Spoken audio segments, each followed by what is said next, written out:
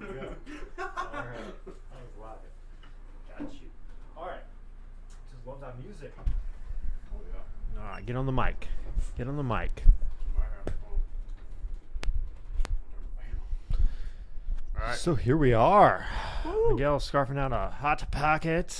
Um, Me a week into my pinched nerve injury on 2,000 milligrams of ibuprofen now.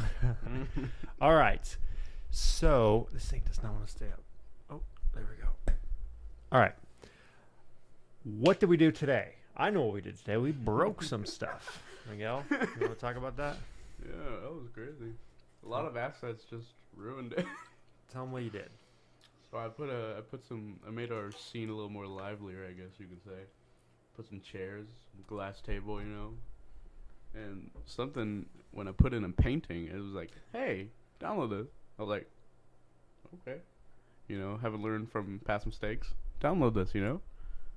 And it just broke. Yeah, I mean, not the end of the world because we that's why we have the repository. We can roll back and stuff. So ultimately, we didn't lose. We basically lost everything you had added to the test bed. Yeah. But we also synced up our two computers because I was on a different version or whatever. So we've been dealing with that. If you actually look right now, this guy here, it's cloning the latest copy, and it's got a gigabyte of Man, assets like folding chairs and stuff. Just be me. It's all you, That can't dude. be me. It's all you. Just can't be added a bunch I of just stuff. added 3 packs, and there was like 2 in each. Yeah, but it's like couches and tables and but no, it's good. I told him to spruce up the level so that we can get some ideas just from the design of where the game should go, because I'm kind of like not feeling like we have a clear idea of what we're building. I want to be able to like pay you as a developer to add a feature to that game. Oh, And yeah. we've talked about the time travel elements. We've talked about how you're going to have different instances of yourself running around, how cool that would be. And you're going to build out some cool environments for them to walk around and stuff. But we don't really have the core mechanics yet other than walking through doors. Yeah. So we need to figure out the puzzles part. Mine's better. Yours what? Mine was better. Oh, he keeps talking about how the version on my computer is the bug where it doesn't teleport properly when it goes through the portal is more obvious on mine. I don't know what that is, but I'm resetting up this PC today, so we'll see if that issue persists. Either way, I'm paying you to fix it, so figure it out. Figuring it out. In other news, you said you're close to finishing up the extreme programming book, so I want you to just knock it out and then give me like an overall book report of just what you got out of it. One. If anything. I got one. Okay, and then continue on. What's the other book you're reading again? Clean Code. Clean Code. Robert C. Martin. Yeah, definitely want to keep reading that one, but I want you to dive deep into the brand new 2021 4th edition of Head First. Not the third one. C The Sharp. So I was showing you how I like these Head First books. I didn't have the C Sharp one, or at least I couldn't find it. Well, they have a new edition, and 3 it's editions fat. PH fat, but also thick. Oh, yeah. And so even I want to read this, but it talks about, it says a learner's guide to real world programming with C Sharp and .NET Core. So .NET is the ecosystem that you work in when you do C Sharp, when you're not doing Unity. But even when we open up Visual Studio, you'll see some of the packages will reference .NET. It's like a framework, different libraries that they use. And .NET Core is their more modern libraries. So this book introduced the core part, because I think the previous edition just said .NET. And I was thinking we can get like a Unity book, but it's really just going to be like what you're learning in the tutorials. So I'd rather you learn C Sharp and then have to think, well, how does this apply to Unity, than to learn Unity and then if you ever want to do any other computer program, be like, how does that apply to software engineering? What is that? Yeah. So I don't want to get too many bad habits with Unity, because most of the tutorials you're doing, most of the Google searches you're going to do, they're going to just tell you how to hack things. But I want you to understand how code actually works behind the scenes. So I really enjoy these books and the way they teach you and the activities in them and stuff. So I'll probably be reading it right along with you. Should we recording this? No. Oh, yeah. Usually I make a local recording as well. I got it. Go for it. Woo! Not that I have storage for that. I'm like my backup's like 2 terabytes now. I'm running out of space. Hey, the assets are gonna take care of that. Yeah, that's not helping. No, it's all the disc golf videos. All the different angles, raw footage, outtakes, Outtakes. I actually want to make sure we're streaming right now. So tell the audience something why I checked this. I'm gonna give y'all an insight. I had a closing quote, but I'll give you the mid quote. There we go. Mixing it up. Hold on, here we go. New quote, new chapter, new quote. You already know. This one was about objects and data structure. So here we go. The law of Demeter says that a module should not know about the innards of the objects it manipulates. Law of Demeter. Yep. Why does that sound so familiar? Right about that. More precisely, the law of Demeter says that a method from a class should only call the methods of these. Oh, wait, no, I read that wrong. More precisely, the law of Demeter says that a method f of a class C should only call the methods of these. Should only call C, an object created by f, an object passed as an argument to f, or an object held in an instance variable of C. So it's probably a little hard to understand vocally, but I'm looking at a picture of it right now. And a way to summarize that principle, laws are calling it, is don't talk to strangers. Don't talk to strangers, kids. So let me show this image if I can open it up and zoom properly. Oh, why is this so zoomed out? Come on. Yeah, that's cool. You're starting to learn these things. So if you saw, class A talking to B and B talks to C, but then also class A talks to C, friend of a friend, stranger, then that would be a code smell. Right? Talk about that. Stinky code. Stankin'. Try to see this. Move that pinched nerve. Focus. No. Oh yeah, there we go. A little bit. Okay. Take your screenshots, people. A talks to B. So B is a friend of A. B talks to C. But C is supposed to be a stranger to A. But if you send a message from A to C, which is that second little arrow down there, you're talking to a stranger. Mm-hmm. A friend of a friend is a stranger, folks. Anyways, it's just hopefully it's just talking about A, B, and C, but hopefully you can start to look at real code. Like, for example, our player motion manager, whatever it's called, that dude talks to everybody. Oh yeah. He's the man at the party. Yeah, he's, it's sometimes you have some orchestration code or whatever, so it makes sense, but there's definitely some weird design there. So I'm glad that you have that as a first example of like what a code smell might be, because tomorrow we're in for a treat. Tell the audience what we're doing. I want to see if you remember. Your age-old mentor's coming. Yes. So the person who introduced me to dojos. He was there when you were a little one. Yeah, just years ago.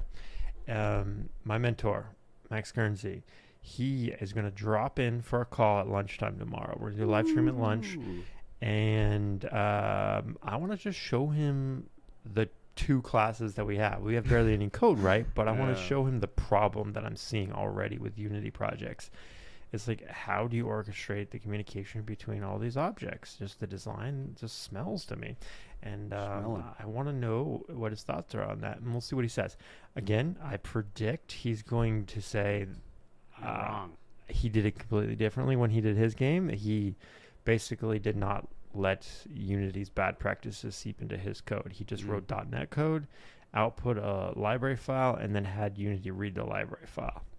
So that's advanced, super advanced and extreme for us, so we're not going to do that on this project. But hopefully he can give us some good advice for a middle ground. Any advice is good advice, unless if it comes from a bathroom.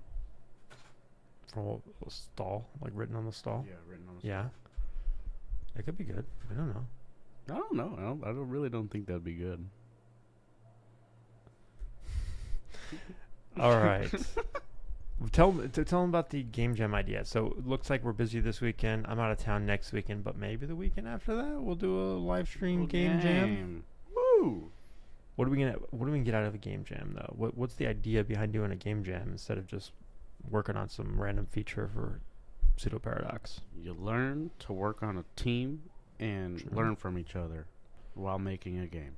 True, but remember I was talking about Pseudo Paradox is like too obscure. Like, what are the features really required? But I was like, simple. If I said Miguel make tic tac toe, you know the rules of tic tac toe. Yeah. You might have to figure some things out. Like, oh, should I have a start game menu? Should I have like a UI that tracks the times you've won versus to have it's player X's turn, it's player Y. Like, you'd have to figure out that stuff. But ultimately, the win conditions for tic-tac-toe. You know the tie conditions for tic-tac-toe, right? There's only so many. It's not that complicated. So it's a good practice for you to code up so you can get used to coding things. So I may have you do like a tic-tac-toe, honestly, before you leave. Even after you leave, we might end up doing game jams remotely or whatever. But tic-tac-toe is boring. So I thought if we can do the same concept where it's a game that is clearly defined, has all the requirements defined well enough that there's not so much mystery that you'll never finish it. That's the biggest problem with games, is completing them. If you just knew all the rules, it'd be easier to do in a weekend or a day or a week or whatever. Obviously, it's still going to be hard getting all the assets and fitting it all together. But so just off the cuff, when we were going to lunch today, I talked about like some limitations that we could put on a game jam for a platformer game, just as an example. Like, it could be any genre, but for the first one, I defined, some requirements that are pretty clearly defined that you could still interpret it your own way, but you have limitations which would help you actually finish the project and stay, on the rails. Yep. Do you remember kind of like some of the rules that I came up with for that game design that we were talking about? If we did a game jam with a platformer where you have 2 minutes to get from one end to the other end, and the guys are like coming after you, right? So you want to basically, the rules that I thought of were, you got to build a platformer. So could be side scrolling, could be 2D, could be 3D, whatever. I don't care. Top down 3D. But the idea is that you are walking, running, whatever, flying maybe, but going across some kind of terrain. Yeah, jetpack is a runner's type of platformer. But anyways, and it has to be a level that you can beat in around 2 minutes. It's not 10 seconds. It's like it keeps going. So you probably have some kind of parallax scrolling or something, right? That will help you. But it's also 2 minutes, so it's not like, how many levels do I have to build? How many? No, just one level, about 2 minutes long. We can even shorten to a minute, whatever, right? But also there were some other rules, because just running from one end to the other, it's not really a game. What else did I say? Yeah. What are some of the game design elements I talked about? Oh, the start menu, was it? Or the high score? Yeah, so maybe there's a high score element. That's something that just you put in your initials when you finish, and it tracks you completed in a minute 30, minute 45, whatever. Like, that's something we could do. And then what would be cool about doing a game jam where we add features like that is that the next time we do a game jam, we're in Randroid's Dojo game jams, you're allowed to reuse code, reuse whatever you want. I mean, as long as you've altered it to fit the rules of the new game jam, because each game jam's gonna have a different rule, right? But if both support high scores, leaderboards, why not reuse your leaderboard code? I'm all about reusing components, making your components reusable and testable and all that. So that's good. But what else though? Talked about how you'd want enemies, or the thing, or like if you jump too high, or like you jump to the sky, there's something there that kills you, right? And then so the idea was like you have to be able to die. There has to be some kind of hazard. So one has to be environment-based hazard. So jump in a hole, die. Yeah. Maybe jump too high, die. Whatever. Some kind of a bird. Something to do with the terrain, environment, right? And the other one was some kind of enemy. So it could be a Goomba or whatever that hits you or shoots you or whatever. Yeah. Could be anti-Mario game where Mario's the villain, throwing wrenches. I don't Throwing care. Luigi's Right? Throwing Luigi's at you, right? But you can already picture what that might be, and then you can put your own tweak on it to make it fun. And the thing is, if we do these and we can get through them ourselves and we can live stream them and even share the code and show people how to do it, what we can do is we can start getting followers and maybe have like live streams where people join in and or they show us their end results after the end of the weekend or whatever, and we can have another stream where we review all the results. There's a lot of channels that do similar things, but I think for game development that'd be really cool. We could really grow that. And like just to finish it off, a couple other requirements that I was thinking that you would put into a game like that were like, you got to have one pickup item, so an item that either affects the player's ability, so like maybe makes them bigger, makes them faster, something like that, or allows him to alter his environment. So maybe it moves objects, telekinesis type thing, or maybe it changes the terrain height, whatever, changes the environment. Or 3, it damages or affects an enemy. So like if you want to, shoot an enemy, then a gun would account as this pickup. It could be a sword that you swing. It could be a power up. It could be whatever, but some kind of pickup. And so by leaving it more generic, it leaves room for creativity. Imagine 10 people submit their games and one guy put a sword, one guy got a gun, one guy got a power up, whatever, right? One guy's a skateboard. I don't care, right? You could just see how different it could be, but all of them would have had to figure out a inventory system, even if it's just like basically you walk over it and then it's in your hand, whatever. But next time you have a game that has an inventory system, you can build off of what you did for this game. Maybe next time you'll have 2 pickups and you can switch between them, right? I don't know. Or maybe if you already have the inventory system for a sword, but you didn't get enough time to do the full animation, the next game jam, you can add in swings and defensive swings. And, you know what I mean? The whole idea is that you can get better and better each week or each month that you do one of these. I think it's a good idea, and I think people will love to do it. It's just someone has to run it and put the time into it. And I think we need to prove it first. I think something with those kind of limitations is still like a week or a month to create a game that big, just because we're starting out. But if we could put our best effort into it in like one weekend and just see how far we can get, I think even that would be inspiring. If we get a couple of followers and they do it along with us, that will be even more motivating, right? Woo. Anyways, I'm just talking a lot again.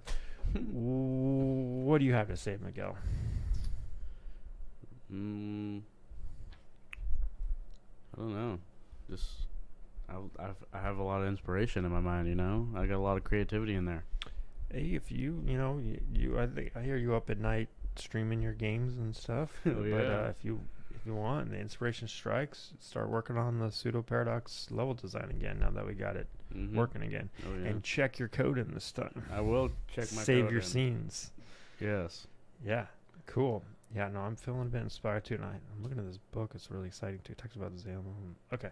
Anyways, this talks about is gonna hammering. Oh, it's gonna be fun. Okay. Sign us off. Oh, you need a beat for your rap?